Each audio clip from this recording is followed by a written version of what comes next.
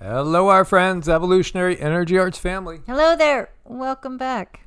Welcome back, guys. Welcome back. Make sure you are subscribed to all three channels, Evolutionary, EEARTS, and Heart's Home, where we were thinking about, what do we want to get across today? What do we want to share?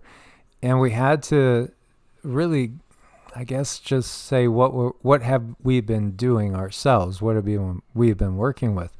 As you guys might know, we've recently moved, and so we got a property with some structures on it, storage buildings that were not cleared out. And the property that we bought, it was the case that it was in the family forever, and it was the mom and dad, grandma, grandpa that ended up passing on. And they were just totally stuffed with all sorts of things. I think we, what did we remove? 60, 70 pair of shoes? Yeah. So hoarding and clutter in a spiritual sense is what we just wanted to touch base on, because this is something that really affects a lot of people, and the opposite side of this spectrum as well. Again, the external is a reflection of the internal. It is such a huge reflection, and that helps if you're trying to gauge yourself, like, where am I at emotionally? Take a look out in front of you, and a lot of times there's clutter, and it's not that clutter is a bad thing. It's just an indicator that you're probably holding on to things that you don't really need anymore. Just like the items that we hold on to just in case we might need it, that information can translate to the soul too. It's like we hang on to a trauma, or we hang on to something just in case it comes in handy. And that's subconscious really has a big role to play in that. Subconscious is here to make sure that you don't hurt yourself yet again. So subconscious is always right there saying, don't do that. You remember what happened last time. Oh, don't throw that away. You remember what happened last time. So we tend to get a lot of things in our life, just in case we might need them. But in reality, life could be a lot sleeker, a lot cleaner. If we were able to go through our traumas, let them go, and you'll notice internally as you release the fear, then things externally can go away too. Now, I still have to bring in the 3D and the controlling aspect of it too. Like the controllers, I think they put out a lot of the dollar stores and these convenience stores, and everything is just really, throw away. Disposable razors, disposable this, disposable that. Everything's disposable. And look how much it builds up in our lives. And this is not good for the soul. Yet they put us in a position where everything that we need, our daily lives, is disposable. Instead of using our inner ingenuity, a lot of times we just we'll run to the store and get something else to do this thing. So it takes away from our creativity too.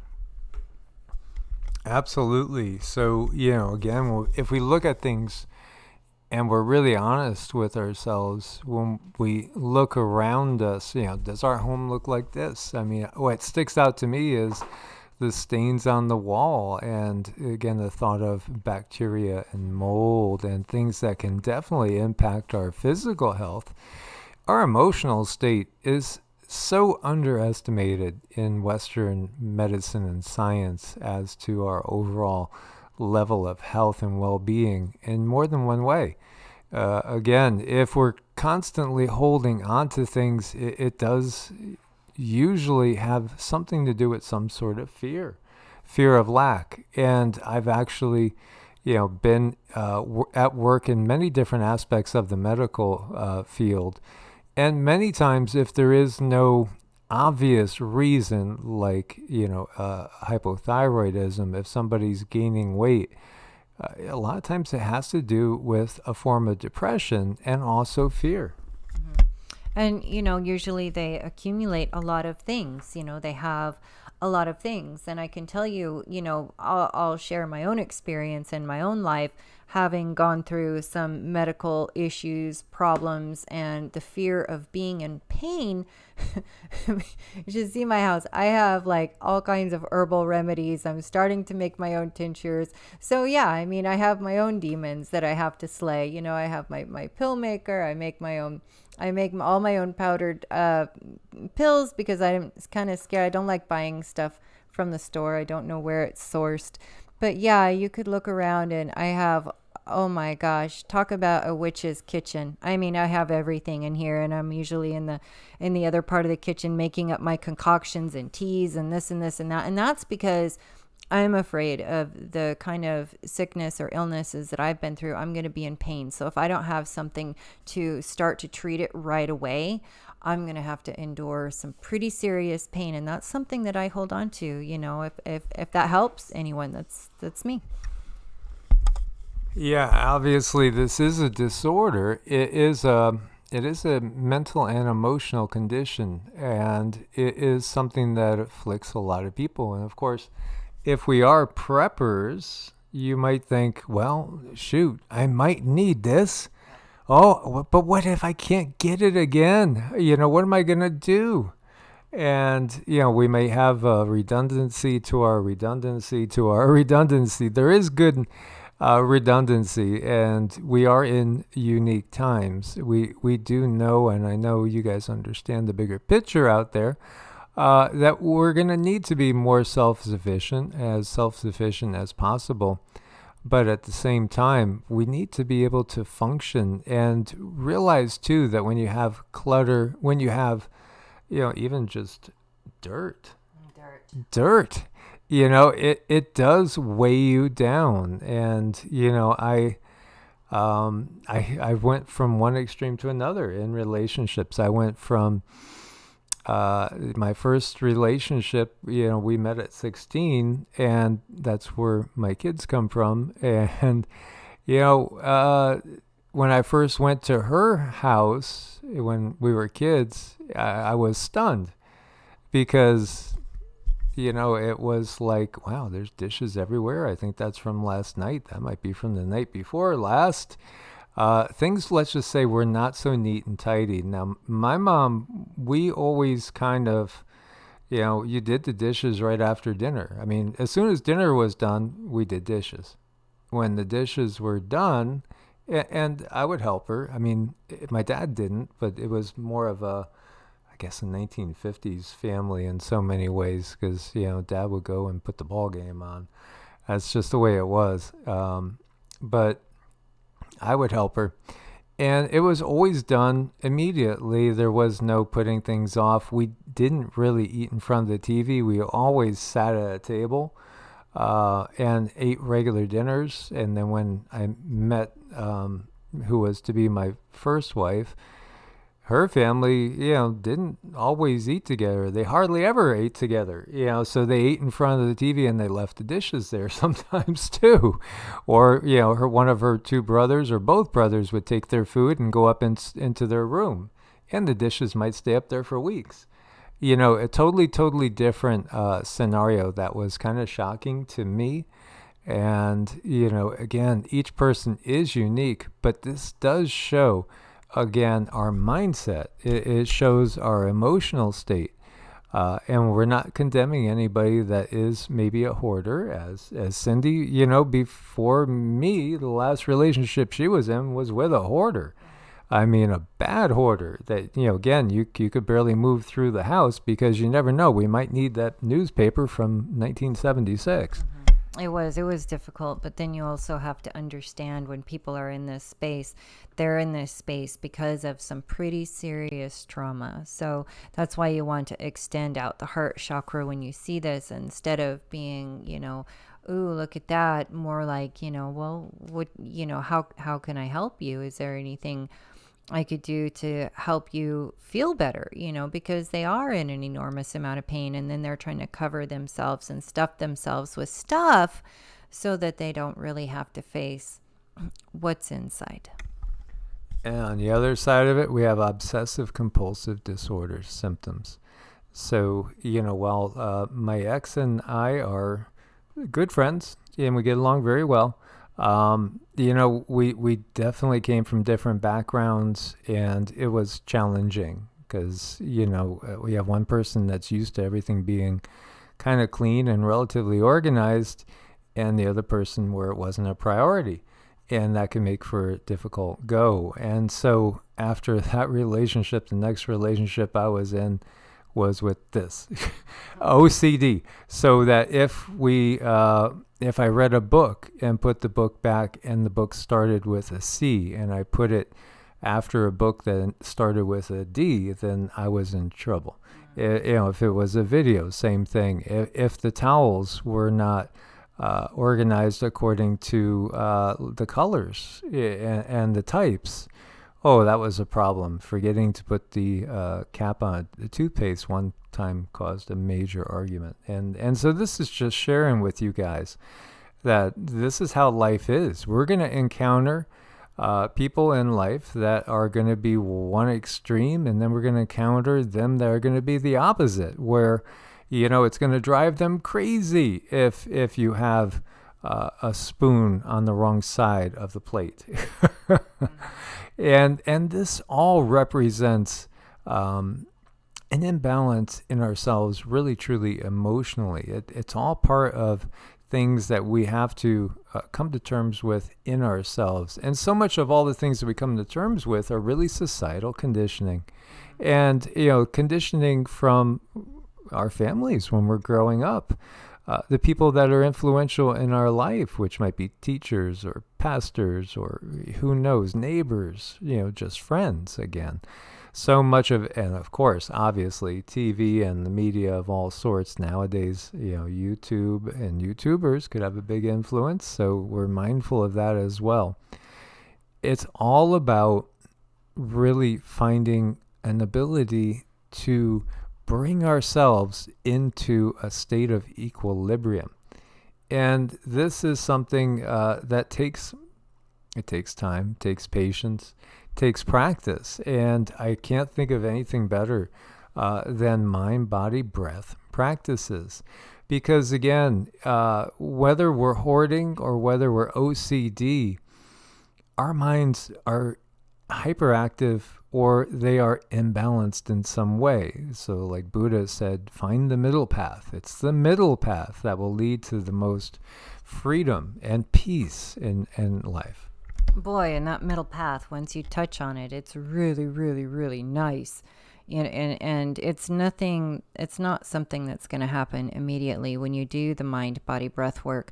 These are subtle things that you do for yourself that bring about the ability to prioritize things in your life to help get things cleaned up internally and externally, because we all have to deal with our baggage, internal and external. So when you're doing the mind, body, breath, and after you're done, maybe you look around and you start to notice, oh, okay, well, I can clean this up and I can pick that up and I can put this over here and that over there. And no, it's not instant, but it does happen. It does occur if you just give yourself the kindness, the love, the attention. Giving yourself the attention is so important. That is directly connecting to higher self and saying, I appreciate you. I'm here. I'm wanting to connect with you. And higher self is recognizing that and sending back the information that you need to make that continuous connection. Absolutely. And so whether it's yoga, Qigong, meditation, and other things as well that we can go into, because it's really about being able to first gain control over our own minds. And the reality is, most people in this world do not have even the slightest control over their minds. They really, really don't. And that's what, unfortunately, the world system that we're in is banking on. Oh gosh, it's so true. And trauma can really cause a lot of that. And a lot of people growing up in households where parents were very firm, or, they made you go and do things that you didn't like, or you were exposed to things that made you fearful or that you were uncomfortable with. And they're just doing the best they can, parenting, thinking, this is the best thing that they should do. But then as adults growing up with this trauma, we have to unravel that. We have to unwind it. And how do we do that if so many times we don't even know where our center is? It's like, well, what's my problem? I'm looking around. I just see that everything's a mess. I don't feel good. I'm exhausted all the time, no matter how much I sleep. I've never had enough rest. And that's because your soul is tired. Your soul needs rest. And to get this rest for the soul, this is where you do the mind, body, breath. Yes. And, for us, mantras are every day. And this is every day too, for the most part. It's a rare day that we miss it. And this is a Qigong practice. So there's different types of Qigong, and typically we'll go through a routine that starts with what we call purgation. And that's basically purposefully trying to get the stuck energy moving. And you could do it just simply by bouncing on your toes. Just bouncing on your toes and feeling everything vibrate and shake.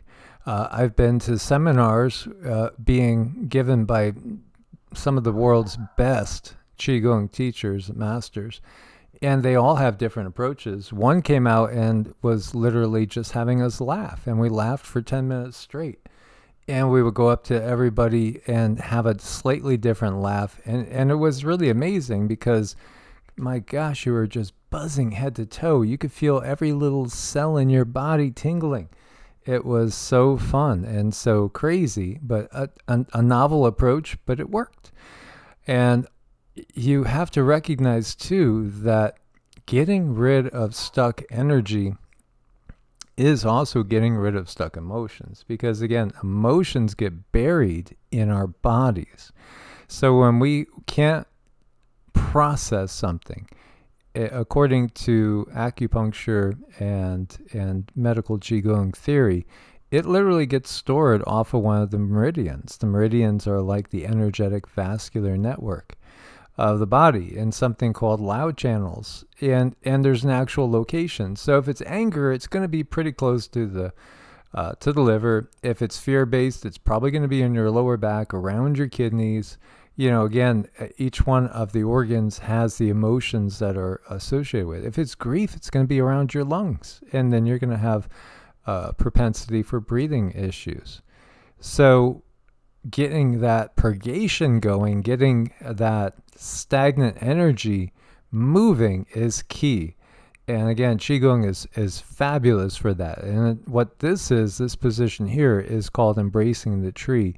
And that's part of what's called Zhang Zhuang, which is standing still, aligning yourself with the earth naturally.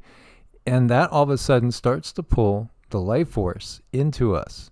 And it pulls it into us in such a way that helps us to build up our Wei Qi field, which is your external energy field. It's like your shields, having your shields up, so to speak. Get the shields up, Scotty. Yeah, that thing. And it is real, too, because the stronger the Wei Qi field, the more we will probably not get sick. It's only when we let it get low through things like not enough rest, which, honestly, for Cindy and I, that's one of the biggest things challenges that we have is not enough rest. We tend to stay very, very busy. And we tend to probably overwork. I am definitely one of those people that I have to make time to sit down and to rest. And that's been something I've learned over the years because I would just keep going until I would just drop. And that's me, and that's my personality. And we each have our own imbalances because in this world, none of us are perfectly balanced. And we're always doing this delicate balancing act, so to speak. And this particular position can absolutely help to build a life force. So we would typically do purgation, then we do something called the 8 pieces of brocade, which are a series of 8 exercises, and you will find 1,000 different varieties of that, but they're all doing the same thing. You could do a Google search, 8 pieces of brocade, and you're going to find a bunch of videos by a lot of different people out there with different techniques. And that's fine because each one of us is unique. So find one that works for you. And again, on EEARTS, we do have 2 Qigong videos up on EEARTS. And, one of them is 20 minutes, and that includes purgation and the 8 pieces of brocade. So that's enough to keep you in a good energetic flow and balance. And then we have this one, which is an hour and 12 minutes.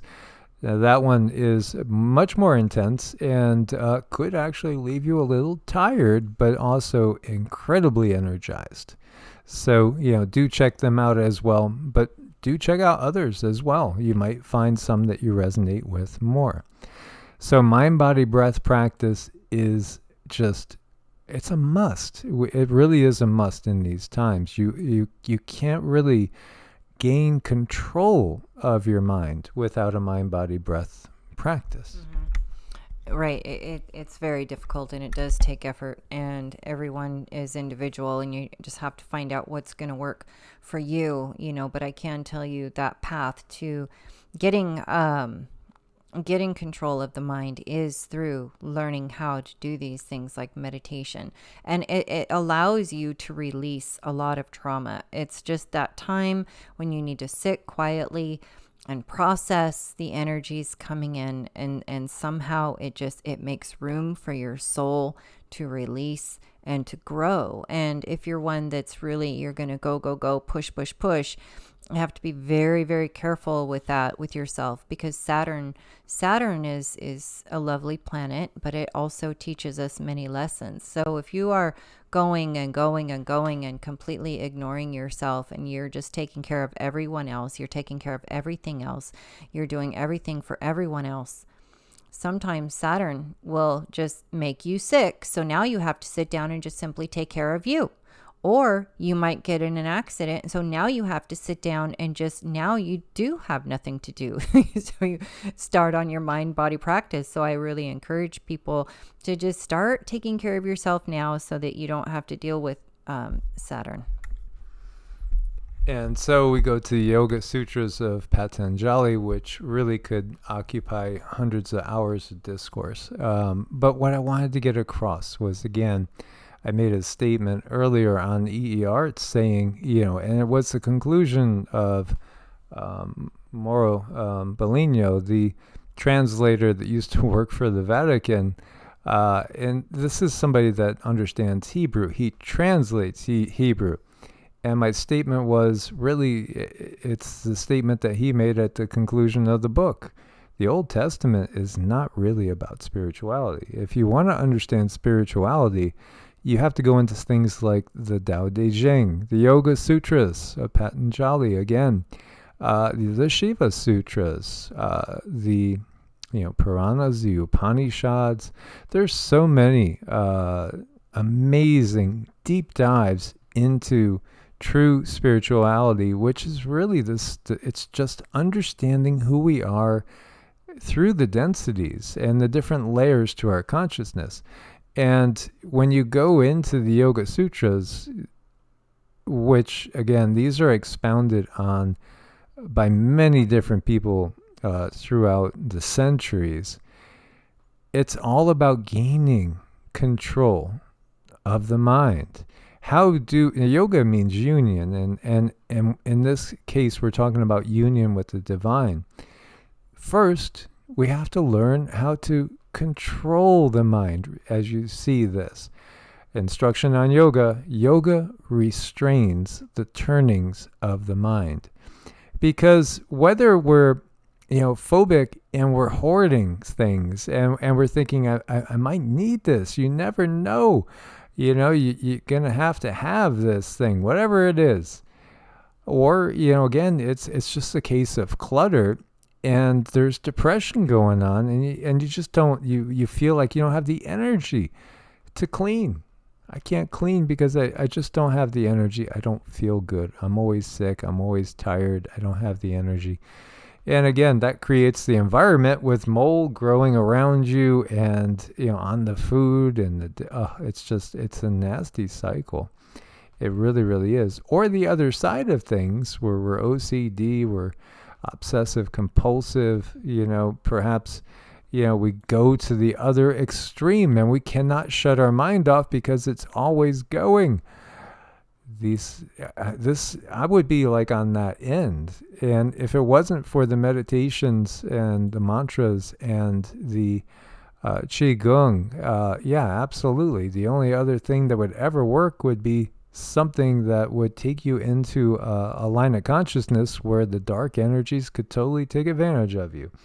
So we're talking about pharmaceuticals, alcohol, etc., which again, neither of us partake. We are dry and clean. we don't use any mind-altering substances at all. But at the same time, honestly, we can alter our consciousness in a more positive way, in a more extreme way than ever with any of those mind-altering substances. And so we are familiar with those things and have experienced some of those things ourselves in the past. And yet I will tell you that where we could get with mantras and meditation, or Qigong mantras and meditation, is way superior to anything ever experienced with any substances you would imbibe or you would smoke.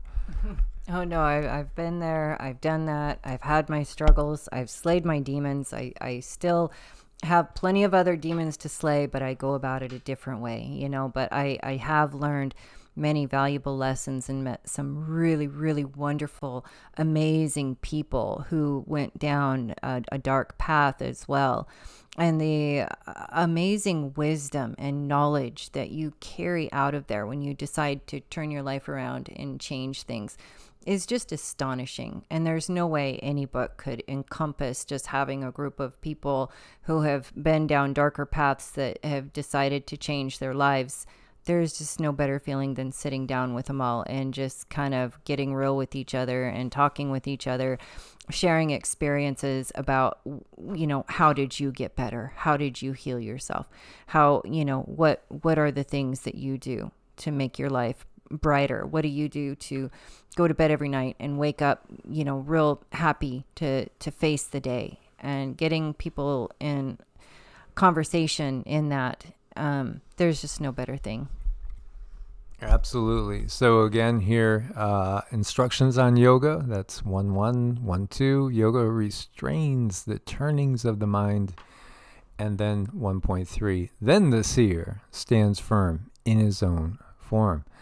And otherwise, the form of the mind's turnings will be assumed. So again, thought is the most real thing there truly is, because when we are out of this form, we still will have thought. And in fact, we do create our reality to a degree in the 3D. In the outer body, then we're creating our reality very, very quickly, all the time. Indeed. And so what we can learn here while we're in the form, we can take with us. We cannot obviously take any things, so gold and silver and money and jewels, none of that means anything. But your experiences and your memories, those stay with you, and they are in the Akashic. So you can access them and you can study them and learn from them. And you could play out different scenarios when you leave the body. And, you might think, well, what if I didn't take that job? Or what if I went, to this school? Or what if we moved to that place? Yeah, well, you could play all those different scenarios out when we're out of the body. And in fact, that's some of the things that we do when we are in the dream state. Mm-hmm. I mean, 3D realm is wonderful, and we can gain some really nice things that we could pass down and allow that our children and our grandchildren and our great-great-grandchildren to have, or just nice things to pass along. But that's for the land of the living. And when we do pass, we don't get to take any of that. But I think what we do leave behind, have it carry on. I have it meaningful, have love for it, because other people that do take on those items that you loved, they can feel that love too. Absolutely. So, again, we are not the body. The body is a temporary vehicle.